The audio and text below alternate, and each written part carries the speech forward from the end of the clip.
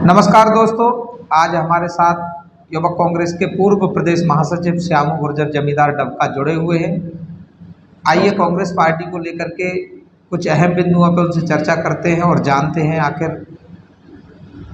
सबसे पहले श्यामू भाई, आपका हमारे जीके न्यूज़ चैनल में बहुत बहुत स्वागत है।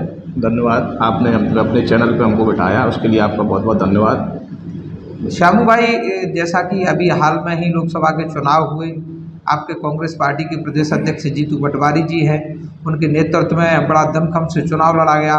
फिर भी कांग्रेस पार्टी में ऐसा क्या कारण रहा कि आप 29 में 29 सीटें चुनाव हार गए? उसकी वजह बताएं। देखिए, कोई बड़ी वजह नहीं है। एक तो सबसे ज़्यादा जो बीजेपी ने जो झूठ फैलाया हुआ था, और दूसरा अपन एक तरह से देखा जाता है तो लाडली बहना का भी कहीं ना कहीं असर देखने को मिला। और अभी पार्टी में संघर्ष की और बदलाव की ज़रूरत है। तो जैसा हम सबको मालूम है कि जीतू पटवारी जी के नेतृत्व में चुनाव हुआ, तो 1.5-2 महीने पहले, 3-4 महीने पहले जीतू पटवारी अध्यक्ष बने। उसके बाद में टिकट भी डिसाइड करना है, और उन्होंने कोई जिलाध्यक्ष भी वगैरह भी, प्रदेश महासचिव वगैरह, कोई कार्यकारिणी में भी बदलाव नहीं किया।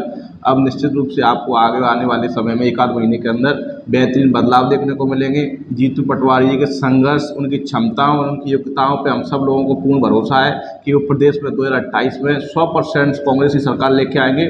और ज़्यादा घबराने की बात इसलिए नहीं है क्योंकि पार्टी से कई विधायक लोग पार्टी छोड़ के गए हैं। तो इस बार पार्टी का विपक्ष है पूरे देश में जो आया है, हालांकि मध्य प्रदेश में नहीं असर कर पाए, तो उसका कारण ये भी रहा कि पहले सिंधिया जी चले गए, उसके बाद लाडली बहना, तो कहीं ना कहीं पार्टी में लगातार रहा। और अपने चंबल संभाग की सीटें थी तो वो देखा जाए तो 70-80 हज़ार के समथिंग में ये सारी सीटें अपन हारे हैं। और यहाँ भी हारे तो अपन, उसका कारण, मेन कारण तो यही रहा कि बीजेपी ने अनाप शनाप पैसा खर्च किया, करोड़ों रुपये आया। और कांग्रेस पार्टी के पास आप सब लोगों को पहले से ही पता है कि पार्टी के खाते सीज कर दिए गए थे। तो इस चक्कर में चुनाव हारे, और बाद में करके कुछ भितरघात भी लोगों ने किया, तो उन सब लोगों पर एक कार्रवाई की जाएगी। नेताजी, दूसरा सवाल, जैसे आप कह रहे हैं कि लाडली बहना योजना, कांग्रेस ने भी अपने घोषणा पत्र में महिलाओं को लेकर के कई वादे किए, किसानों को लेकर के कई वादे किए। क्या कमी रही? क्या आपकी पार्टी, आपके पदाधिकारी जनता के बीच में अपने जो वादे किए थे, जो घोषणा पत्र जारी किया था, उसको समझाने में कहीं कुछ कमी रही, या फिर कोई और कारण रहा? देखिए, कांग्रेस ने, आदरणीय कमलनाथ जी ने घोषणा की थी कि हम 1500 रुपये महिलाओं को देंगे, उनका अपन ने किया था। जबकि सत्ता में एक पहले चुनी हुई सरकार को, एक लोकतंत्र को जो पैसे द्वारा खरीद के सरकार बनाई थी शिवराज सिंह चौहान ने, उसने सोचा कि कहीं सरकार गिर नहीं जाए, तो उसने पहले से ही 1000 रुपये महिलाओं को देना शुरू किए। तो जब महिलाओं को लगा कि ये घोषणा दे रहे हैं, तो कहीं ना कहीं हर पोलिंग बूथ में 10 वोटों का अंतर देखने को मिला, और 90 से ज़्यादा सीटें कांग्रेस 5000 के अंतर में विधानसभा में हारी थी। तो लाडली बहना का कहीं ना कहीं अंतर है।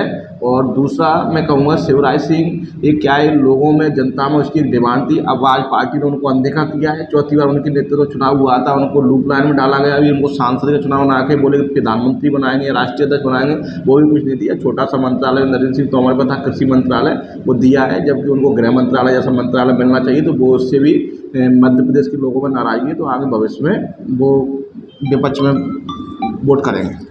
आप अभी ग्वालियर चंबल की राजनीति कर रहे हैं, खास करके ग्वालियर से आप आते हैं, और ग्वालियर चंबल की श्योपुर एक सीट जो थी, और सीट थी श्योपुर लोकसभा, उसमें एक बड़े नेता रामनिवास रावत जी कांग्रेस छोड़ के गए। क्या लगता है आपको कि उनके जाने की वजह से ही कांग्रेस पार्टी को पराजय का सामना करना पड़ा?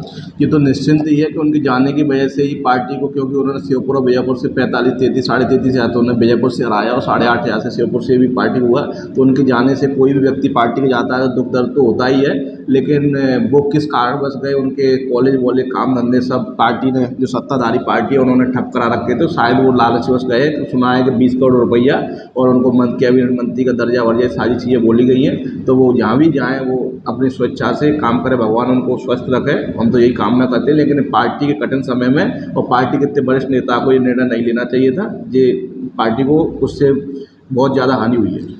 एक आपका अजय जो था छिंदवाड़ा सीट, वो भी इस बार आप हार गए हैं, और कमलनाथ जी की भी बीच में भाजपा में जाने की अटकलें तेज रहीं।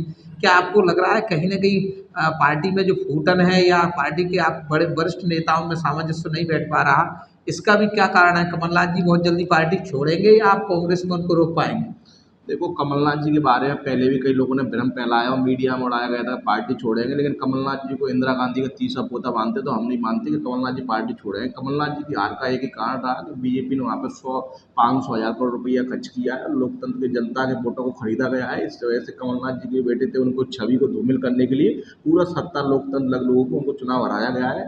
और जनता की समझ में आ भी गया है। एक महापौर भी गया था, तो वो वोटिंग से एक दिन पहले आया था, उसको पहले बीजेपी वाले ले गए थे, फिर उसको छोड़ा। अभी अमरवाड़ा में भी उपचुनाव हो रहा है, तो वहाँ पे निश्चिंत ही जीतू पटवारी के नेतृत्व में बहुत कांग्रेस अच्छा चुनाव लड़ रही है और निश्चिंत ही वहाँ पर चुनाव जीतेगी। और छिंदवाड़ा ही नहीं, पूरे मध्य प्रदेश में कांग्रेस का झंडा फिर से बुलंदियों पर होगा। प्रदेश अध्यक्ष हैं आपके जीतू पटवारी जी, उनकी आगे गतिविधियां इसी क्रम चलती रहेंगी या वो बहुत विशेष एक्टिव होकर के अपने कार्यकर्ताओं को रोक साध पाएंगे? और दूसरी बात ये है कि अभी जो उपचुनाव आ रहे हैं, चाहे विजयपुर लोकसभा विधानसभा हो, चाहे आपकी अमरपाटन हो, इनमें कांग्रेस की क्या तैयारी है और क्या लगता है जीतू पटवारी के अध्यक्ष रहते हुए आप मजबूती से चुनाव जीत पाएंगे?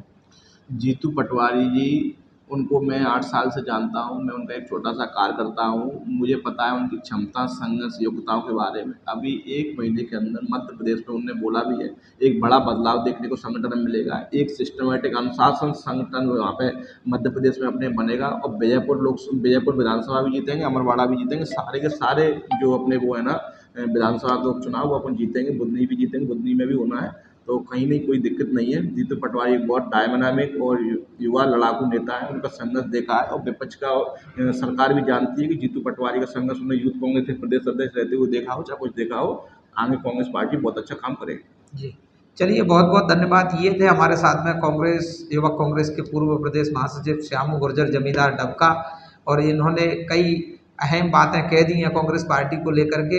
अब आगे भविष्य ही बताएगा ये कितने कारगर होंगे उसमें। तब तक के लिए नमस्कार।